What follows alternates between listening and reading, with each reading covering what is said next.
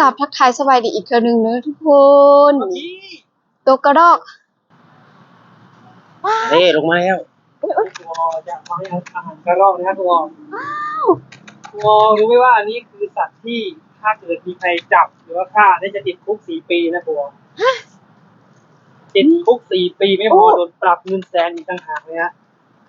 น่าแพะน่าฮักแท้ตาฮักตะแพงแท้คุณนี่ไม่ฟังเราเลยคุณเดี๋ยว4 ปีเลยนะระวังนะอันนี้คือสัตว์สงวน อันนี้คือสัตว์ป่าสงวนนะตามพระราชบัญญัติคุ้มครองสัตว์ป่าปี2562ครับคุณตาแพงนะทุกคนพวกเคยเห็นคนรักไก่ประวัติเนาะบอกเคยเห็นในคลิปแต่เห็นตัวจริงไม่เคยถามว่าบ้านเขาเคยเห็นคนรักไก่บ่บอกว่าเขามีขโมยบ่ได้นี่บ้านเขามีบ่ขโมยมีบ่ลักรถมีบ่ลักไก่มีแต่ว่าจะให้ติรักไก่ถ้าจับได้คนรักกินนอนสบายบอกรักไก่บ่ติดคุกแต่ว่าก็ลองติดให้คุก4 ปี4 ปีป้าถ้าว่าเขาจับตัวกระโหลกนี่นะแม่ติดคุก4 ปีแม่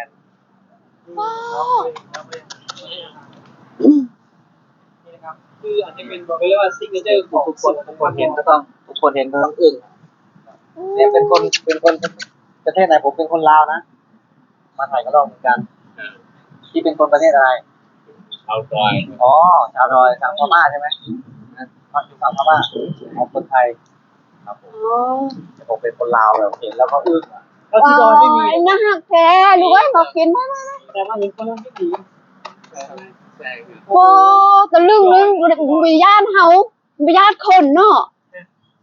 กลัวให้ละต้องระวังด้วยนะตัวนี้โอ้เราเห็นสิ่งนี้เลยนึกถึงสิ่งใดเมื่อมันไม่กลัวคนนี่คือสัตว์ป่านะ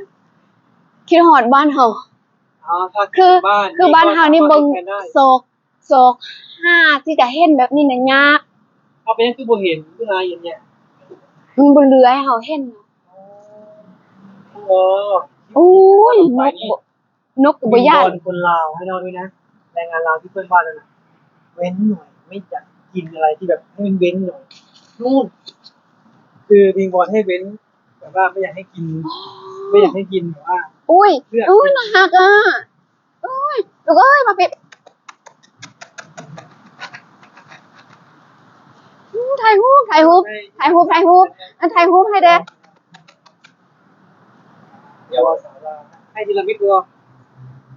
นี่เขาจะมีกลัวเลยนะถ่ายซูมถ่ายรูปให้น้องเด้ถ่ายมอเลยโอ้อ่ะตัวหนึ่งให้เป็นไรกลัวระวังนะกลัวเวลาให้อาหารสัตว์นะคือนี่แหละครับกลัวรู้ยังว่านี่คือสัตว์ป่าสงวนเนี่ยกลัวมองดูเนี่ยอาจจะดูเหมือนไม่มีราคานะกลัวแต่ถ้าเราจับมาหรือว่าทำร้ายมาเนี่ยราคาเป็นแสนว้าเป็นแสนหุ้นถ้าหากว่ากูเอากระรอกไปทำอาหารหรือว่าทำลายกระรอกตัวหนึ่งโดนปรับเป็นแสนติดคุก4 ปีทั้งจับทั้งปรับมองเหมือนไม่มีราคานะแต่ถ้าเราทำลายเมื่อไหร่ค่าตัวของน้อง100,000เลยนะนี่แหละเงินวะที่กลัวมองข้ามเพราะที่บ้านกลัวไม่มีแบบนี้ใช่ไหมมีแต่ซอกยากทุกทีเขาจะเห็นแต่ว่าแบบจะมีคนที่แบบไปเอามาแล้วมีชีวิตเลยเหรอคะคือเอามากินแม่นเอามากินอันนี้นะเมืองไทยไม่ได้นะปอน้อยต้องบอกเมืองไทยไม่ได้เมืองไทยเนี่ยต้องให้สัตว์อยู่กับคนให้สามารถปลูกป่าให้อยู่กลางกรุงเทพได้อะอันนี้คือป่าเมื่อก่อนนี่เป็นป่านะนี่คือป่านะครูอ๋อเป็นป่าเป็นดงเมื่อก่อนอ่ะแต่ตอนนี้เขาอนุรักษ์ให้เป็นสวนสาธารณะแล้วก็สามารถให้สัตว์อยู่กับคนได้เห็นไหมสัตว์สามารถอยู่กับคนได้แต่ลืมมันวิญญาณเขาวิญญาณคนทำไมกระรอกถึงไม่กลัวคนเลยอ่ะกลัวเอาหัวเป็นยังคือบ่หยันคนเพราะว่าค่าตัวเขาสูงไงคนไม่สามารถทำอะไรได้จับก็ไม่ได้นะให้อาหารได้แต่จับไม่ได้นะจับไม่ได้นี่แหละของที่อยู่ประเทศไทยมีค่าทุกอย่างนะไม่ว่านี่คือเหตุผลไม่ใช่กระรอกอย่างเดียวนะครูอ้อ ต้นไม้เหมือนกันหักไม่ได้นะเราไม่สามารถที่ไปแตะต้องได้เลยนะคือเราชมได้ดูได้ถ่ายรูปได้ แต่ไม่สามารถจะไปแตะต้องต้นไม้ได้นะต้นไม้ก็ทำให้ครูออติดคุกได้นะ ปาด จริงๆเนี่ยต้นไม้นี่คืออันนี้อาจจะมองไม่เป็นราคานะครูอออาจจะมองไม่มีราคานะ นี่ตัวใหม่เนี่ย น่ะ ต้นไม้อ๋อ ตะแพงแท้ ครูออคลิปนี้ออกไปเอาไปให้นักเรียนบ้านครูออเบิ่งเด้อ ว่าประเทศลาวเราจับกิน มีการคุ้มครอง แม่น แต่ประเทศไทย แล้วก็อยู่ถ้าว่าคือแบบโอ้อึ้งว่าแต่ลึงแล้วโตกับห้องนี่ อยู่เมืองไทย เวลามันเห็นคนแล้วมันคือมาห้าเฮา ก็เขามีราคาที่สูงคน แล้วอยู่บ้านเฮาพอแต่กระหอกได้ยินกลิ่นคนแล้วมันกับ วิ่งหนี แมน นี่แหละคือวิธีเลี้ยงสัตว์ให้อยู่กับคน ครูออ ตะแพงดูโอ้ยดู เลี้ยงสัตว์ให้อยู่กับคนนี่แหละ คือวิธีเลี้ยงสัตว์ให้อยู่กับคนเนาะ บ่อยาก แล้ว คนเลยมันกินอ่ะ คืออย่าว่าแต่กระรอกบ่ย่านคน คือคนอ่ะต้องย่านกระรอกเพราะหยังครูบอกเพราะว่าถ้าทำให้กระรอกเสียชีวิตเราติดคุกแล้วก็โดนปรับ ป้า อ่ะ ด เราคนน่ะต้องย่านกระรอกอย่าว่าแต่กระรอกบ่ย่านคนน่ะต้องย่านกระรอกสัตว์อยู่เมืองไทยอ่ะว่าจะเป็นหมูหมาแมวหรือว่านกอะไรก็แล้วแต่ที่อยู่พื้นแผ่นดินไทยอ่ะถ้าเราไปทำร้ายทำให้เสียชีวิต เรามีโทษทันทีเลย น่ารักมั้ยอย่าจับเด้คือหลายๆคนมักจะบอกว่า อยากเอากระรอกไปครัวอยากเอากระรอกไปทำอาหาร คือซึ่งเป็นความคิดที่ถูกต้องสำหรับคนลาวแต่ผิดสำหรับคนไทยเนาะคนไทยเขาจะไม่เอากระรอกไม่เอาบ่างอะไรไปทำอาหารนะเนี่ยอยากให้ มาเห็นแบบ ครับอยากให้ครูอ้อนำสิ่งดีๆเหล่านี้เนาะถ่ายทอดไปถึงนักเรียนที่ครูอ้อสอนอยู่เนาะว่าบ้านเขามันเป็นแบบนี้บ้านเขามีแบบนี้เนาะ กระลอกทุกคนกระลอกบ่หยานเฮาเนาะนุ๊กคนหลายคนแล้วก็หลายคนแล้วบ่หยานเฮา เงินบ่ แล้วก็ยังกินสิ่งที่เฮาให้อาหารที่เฮาให้ เงิน อีก บ่เงินบ่สัตว์ป่าที่หายากสัตว์ป่าที่คนลาวตามล่าสัตว์ป่าที่คนลาวทำเป็นอาหารโปรดแต่ว่า โปรดเลยแหละ แต่ว่าคนไทยสามารถทำให้สัตว์เหล่านี้อยู่กับคนเงินบ่ อันนี้แหละงึด เงินบ่ อีหลี นะเพราะว่าเขาให้ค่าตัวสัตว์นี่สูงสัตว์ก็เลยสามารถอยู่กับคนได้ นี่แหละ คนเห็นคุณค่าสัตว์สัตว์ก็เห็นคุณค่าคน เห็นบ่มันซ่อนบ่ อ่อนซ่อนเด้ตะแพงโอ้ยตะแพง น่ะ ยื้อแต่ยังบ่หยานเลย บ่ย่านคือคนไม่สามารถทำอะไรมันได้ มันรู้อยู่แล้วว่าคนไม่สามารถทำอะไรมันได้ครูอ้อ สลัดจุดหนอ บอกให้นักเรียนรู้บ้างเลยว่าแตกต่างกับบ้านเรา ลูกศิษย์ครูออเด้อนี่มาเบิ่งอันนี้เป็นกระรอกหรือว่าตัวฮอกบ้านเฮาว่าตัวฮอกบ้านเฮาเอิ้นว่าตัวฮอก อันนี้ตัวฮอกแท้ๆนี่แหละบ่แม่นยางแล้วก็บ่แม่นอ่าเขาเอิ้นว่าเท่าใดอันนี้เป็นของจริงของจริงเลย เอาง่ายๆครับ บ่หยานคน เป็นกระรอกจริง ๆ ไม่ใช่ AI แม่นบ่แม่น AI เด้ออันนี้ของจริงถ้าบ่เชื่อมาเบิ่งอยู่ประเทศไทย และกระรอกอยู่ประเทศไทยบ่สามารถที่จะทำลายหรือว่าจับไปทำอาหารได้อันนี้คือสิ่งที่เขาอนุรักษ์ประเทศไทยเนี่ยเขาจะเอาแต่หมูหมาเป็ดไก่มาทำอาหารนะแล้วก็วัว แล้วก็สัตว์ที่ใหญ่มากกว่าวัว ก็บ่สามารถเอามาเฮ็ดอาหารได้คือกันนะคนไทยเนี่ยจะกินเฉพาะหมูหมาหมูไก่แล้วก็วัว แล้วก็ปลานอกนั้นไม่เห็นคนไทยจับอย่างอื่นมาทำอาหารนะไม่ค่อยมีนะไม่ค่อยมีเนาะถ้ามีก็จะน้อยนะสัตว์ น่าก็เรียกว่า อันนี้บ่แม่น AI เด้อ เงินบ่ งึด เงินบ่สัตว์สามารถอยู่กับคนใด งึดอีห บ้าน ลี เฮางานแต่งขาหยังขางัว แม่น ขางัวขาควายแต่เมืองไทยบ่มีปานนั้นเด้ อ๋อง านแต่งนี่คือวันทำบุญ วันสิริมงคล ใช่ใช่ เขาจะไม่ทำลายสัตว์ งานแต่งจะไม่ฆ่าชีวิต ใช่ แต่ว่าบ้านเรางานแต่งล้มงัวล้มควายฆ่างัวฆ่าควาย ทำนี้ดีกว่าพ่อ มาเดี๋ยวให้ครูออหาข้อมูลเอง ครูวอพยายามฟังแล้วก็ต่อยอดเขาไม่ได้น่ารักอย่างเดียวมันไม่ฟังนี้เลยอ่ะ งามงามงามอุ้ย นะครับ ว้าดบุยานบุยาน อ่ะ บุยานคน คือน กก็คือกัน คือจังบ่หน่อยบอกอะไรครูออกกระหลอกมันบ่อย่างคนดอกคนน่ะต้องอย่างกระหลอกเพราะว่าชีวิตของในแต่ละประเทศกัน คือคุณค่าของชีวิตของเมืองไทยเนี่ยยังกะยาที่อยู่ในเมืองไทยนี่ล้วนแต่มีราคา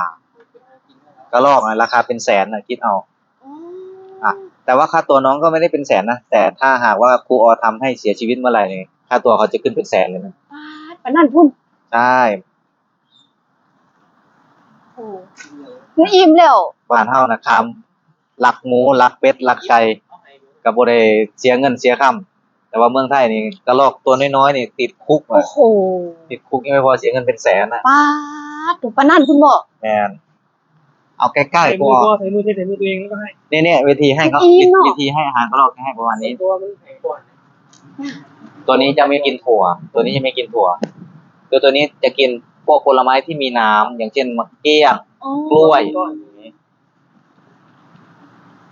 เขาจะให้ป้อน โอ้ ไม่เอาไม่รับนี่ตัวนี้รับ อิ่มแล้ว ตัวนี้รับอยู่ มาลูกมาเนี่ย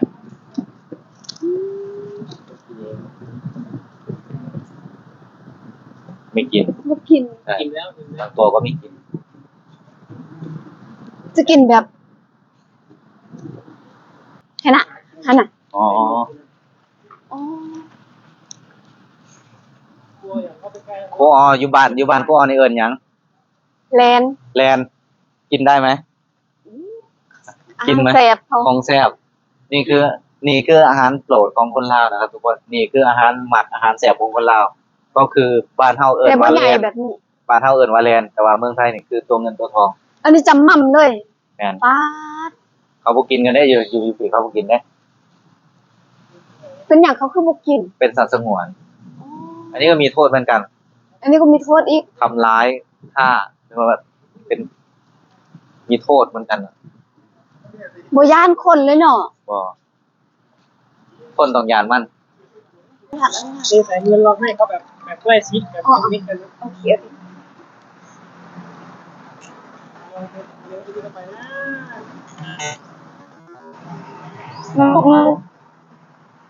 ป้าดบ่กัดมือข่อยบ่ ข้าวต้องระวังดู อุ้ยนะ คือเรานี่ต้องใช้แบบอุปกรณ์จัดเลยนะ เด็กบ้านเฮานี่บ่เห็นเลยแหละ นี่แหละพวกเห็นถึงความแตกต่าง อันนี้นะความแตกต่างเห็นความแตกต่างเลย คือคนไทยเนี่ยเขาจะเป็นมิตรกับสิ่งที่มีชีวิต เขาไม่ทำร้าย ถ้าเขาไม่ทำร้ายก็แสดงว่า สิ่งเหล่านั้นก็คือเขาจะคุ้นเคยกับเรา เขาจะไม่กลัวไม่เห็นมาเวลาคนมา เพราะว่าเอาเป็นหอยหอยกะฮอกฮอกเขาเอิ้นว่าตัวฮอกว่ะเห็นคนวิทเลนนี่เด้แต่อันนี้มากิน คือมันเอาง่ายๆใส่กล่องมือนะใส่กล่อง เอ้า ย่านะ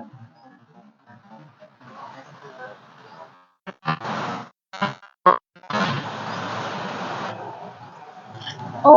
กินแล้ว ที่เราอะ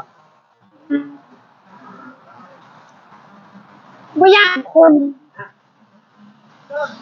พวกเราทิ้งเบิ่งนะตัวก็อยู่บ้านนะบ้านตัวก็มีป่าเนาะ แอนนี่ปลา คือสัตว์ป่าคงจะจับไปทำปรุงอาหารบ้านเราเนาะแต่ในไทยไม่ได้ที่เกิดในเบื้องต้นก็คือว่าเป็นสัตว์ป่าสงวนนะ สัตว์ป่าสงวนหน่อยเนาะ ตามพระราชบัญญัติสัตว์ป่าที่บอกดีเข้าเนี่ยตัวครับที่มาหน่อยแต่เบื้องต้นนะติดคุกเลยนะนี่ปรับเป็น100,000เลยนะ ปลาปลานั่นพุ่ง เป็นคนแล้วนะ เฮาบัดเกลือ ดูเยอะแยะมากมายแล้วตัวเคยสงสัยว่าทำไมนะสัตว์เหล่านี้ถึงอาศัยอยู่ในสถาน สงสัยอยู่ แต่อาหารที่สมบูรณ์นะคนก็ไม่ทำลายอ่ะ แล้วผมไปย่านคนอีกเนาะเป็นมิตรกับคนอีก อังกฤษ เป็นมิตรกับคนเด้ ถ้าแหล่งที่อยู่เขาคือต้นไม้เขาจะอยู่ต้นไม้ มาพี่อุ้ยลาย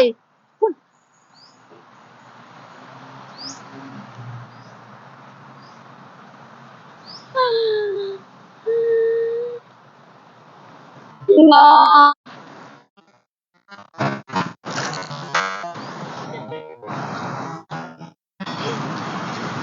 เอาได้กินแล้ว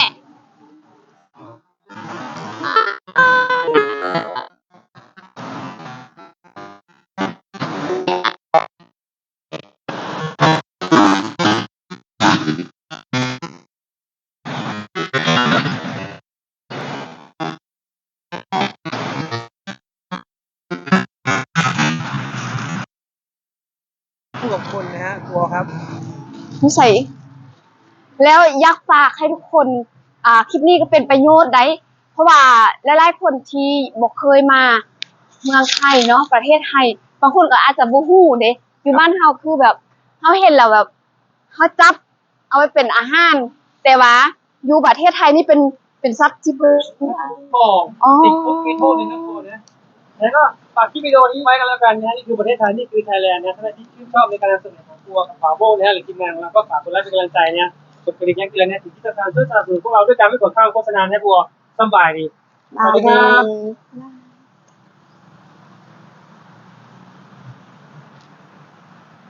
โอ้ เขาได้แล้วเขาก็ไปนะ คือแบบเป็นมิตรนำเฮาเป็นมิตรนำคน